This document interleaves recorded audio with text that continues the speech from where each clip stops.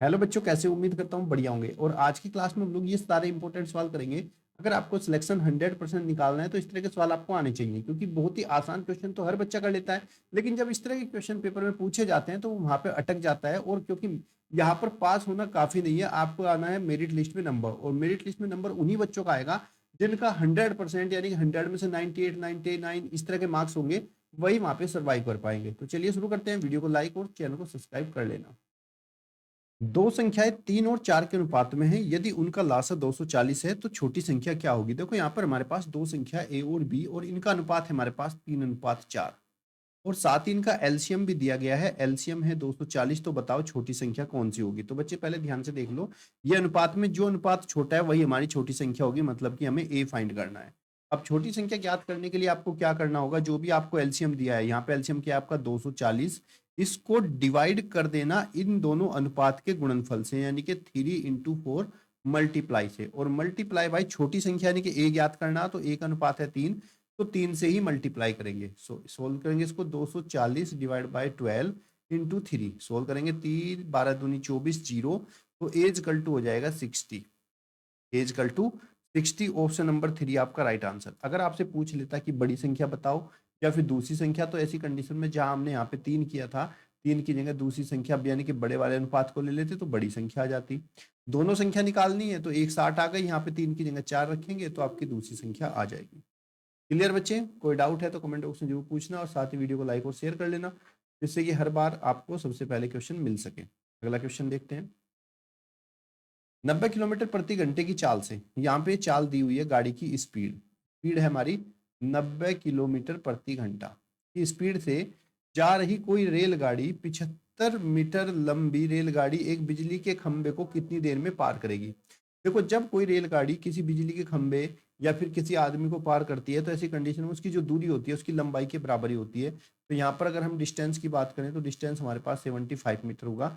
हमें पूछा कितना समय लगेगा, तो समय बराबर होता है time is equal to distance upon speed, यानी कि दूरी को स्पीड से भाग करेंगे तो समय आ जाएगा। लेकिन उससे पहले हमें एक चीज ध्यान देनी है कि यहाँ पर जो डिस्टेंस है वो हमारी मीटर में है और स्पीड हमारी किलोमीटर प्रति घंटा में है। तो इस स्पीड को भी हम पहले मीटर प्रति सेकंड में बदलेंगे। कैसे बदलते हैं, ये समझ लो, जब हम किलोमीटर प्रति घंटा को गुणा करते हैं, किलोमीटर प्रति घंटा को गुणा करते हैं 5/18 से, तो ये चाल हमारी मीटर प्रति सेकंड में बदल जाती है। तो इसी तरीके से यहाँ पर 90 किलोमीटर प्रति घंटा है, तो 90 में मल्टीप्लाई कर देंगे 5/18 को। इस चीज को अपनी कॉपी में नोट कर लेना।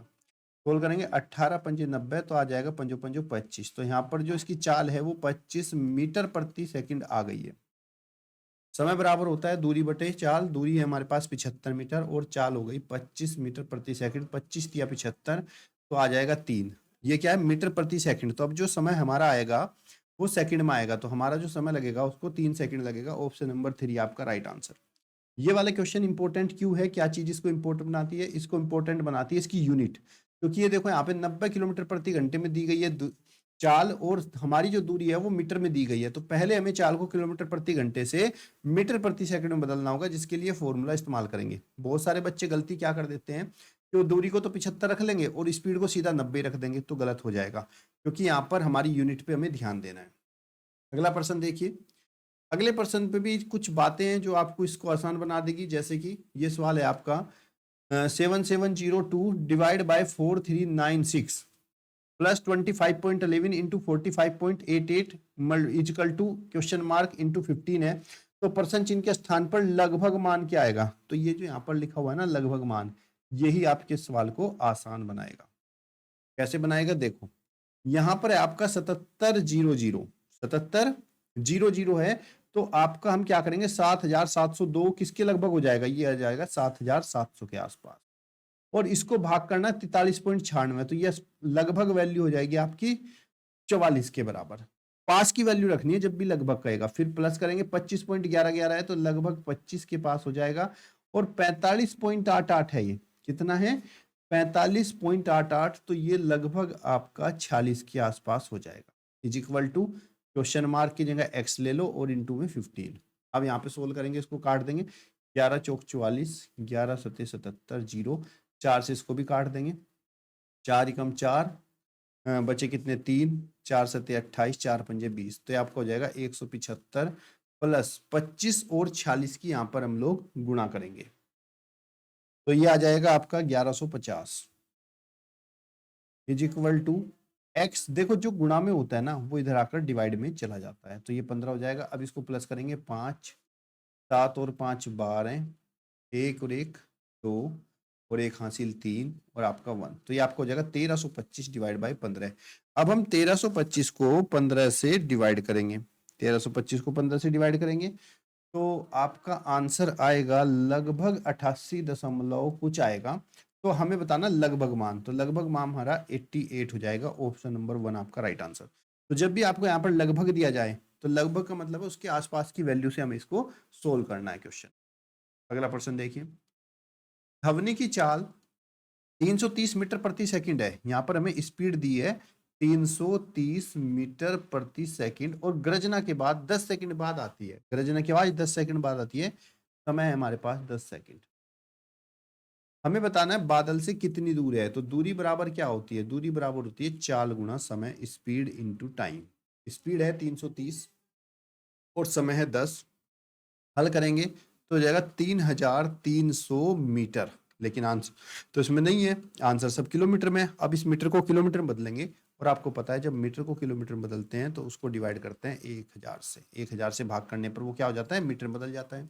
तो 3300 को भाग करेंगे 1000 से, 2 जीरो से 2 जीरो कट गई, 1 जीरो से दशमलव, तो आंसर हो जाएगा 3.3 किलोमीटर। ऑप्शन नंबर 3 आपका राइट आंसर हो जाएगा। क्लियर बच्चे, कोई डाउट है तो पूछ लेना, और पेपर में तो आएंगे ऐसे क्वेश्चन। दो संख्याओं का मासा और लॉस है, HCF मासा जो हाईएस्ट कॉमन फैक्टर जो कि 8 है, और एलसीएम लोएस्ट कॉमन मल्टीपल आपका 48 है। यदि इनमें से एक संख्या आपकी 24 है तो बताओ दूसरी संख्या B क्या होगी। तो बच्चे अगर हमें दूसरी संख्या निकालना है तो क्या करना होता है, HCF गुणा एलसीएम डिवाइड बाय दी गई संख्या। एलसीएम हमारा 48, HCF 8 और डिवाइड बाय दी गई संख्या 24, 24 दूनी आपका 48 हो जाएगा, 2 8 16, तो दूसरी संख्या हमारी 16 हो जाएगी। ऑप्शन नंबर 3 आपका राइट आंसर हो जाएगा। अगला प्रश्न है आपका 437 के अभाज्य गुणनखंड बताओ क्या होंगे। 437 के अभाज्य गुणनखंड, तो 437 के हम लोगों को यहाँ पे फैक्टर करने पड़ेंगे, और फैक्टर कैसे करते हैं हम लोग, ऐसे 19 से कटेंगे, 19 दूनी 38 और 19 तिया 57 और 23 एकम 23, तो यहाँ पर 437 के सिर्फ दो ही अभाज्य गुणनखंड हुए, एक 19 हुआ और एक आपका 23। ऑप्शन नंबर आपका 3 राइट आंसर हो जाएगा। 437 के अभाज्य गुणनखंड दो होंगे, केवल 19 और 23। अगला प्रश्न है आपका कि 1 सेकंड 1 मिनट का कौन सा दशमलव भाग है। तो बच्चे 1 सेकंड और 1 मिनट, 1 मिनट में कितने सेकंड होते हैं, 1 मिनट में होते हैं 60 सेकंड, तो ये इसका 1/60वां भाग हो जाएगा। लेकिन हमारे सारे उत्तर दशमलव में है तो हम क्या करेंगे, 1 को 60 से करेंगे डिवाइड, डिवाइड करेंगे तो दशमलव लगाएंगे, जीरो टेबल नहीं चलेगा, फिर से एक जीरो लगा के फिर जीरो, फिर 60 एकम आपका 60 हो जाएगा। बच्चे यहाँ पर 40 जीरो आ गया, फिर से हम इसको करेंगे 6 चौक 24, 6 पंजे 30, 6 छंग 36, 6 बार चलेगा 360 हो जाएगा, फिर जीरो 10 में से 6 गया आपका 4, फिर जीरो, फिर 0.166 ऐसे ही चला जाएगा, तो 0.016 ऑप्शन नंबर 3 आपका राइट आंसर हो जाएगा। क्लियर बच्चे। अगला प्रश्न है आपका, उस वर्ग का क्षेत्रफल ज्ञात कीजिए। वर्ग उसको बोलते हैं जिसकी सभी भुजाएं बराबर होती हैं, जिसकी भुजा 2.6 है, तो वर्ग का क्षेत्रफल होता है बच्चे भुजा का वर्ग, यानी कि भुजा की गुणा भुजा में, 2.6 की गुणा 2.6 में करेंगे तो आपका हो जाएगा 6.76 centimetre square, 6.76 centimetre square. Option number 1 आपका राइट आंसर हो जाएगा। एक आयत का क्षेत्रफल दिया हुआ है 1056, यहाँ पर उसकी चौड़ाई है 24, लंबाई बतानी है। तो बच्चे आपको पता है आयत की लंबाई बराबर होता है क्षेत्रफल बटे में चौड़ाई। क्षेत्रफल है 1056, इसको भाग करेंगे चौड़ाई यानी कि 24 से। अब इसको हल कर देंगे, 6 चौक 24, 6 कम 6 बचा कितना आपका 4, 6 सत्ते 42, 6 छंग 36, 4 चौक 16 और 4 चौक 16, तो इसकी लंबाई हो जाएगी 44 मीटर। ऑप्शन नंबर 3 आपका राइट आंसर हो जाएगा। ठीक है बच्चों, कमेंट बॉक्स में बताओ मुझे आज के क्वेश्चन आपको कैसे लगे। वीडियो को लाइक और शेयर कर लेना जिससे हर बच्चे तक पहुंच जाए जिसको जरूरत है और जो ईमानदारी से मेहनत कर रहा है।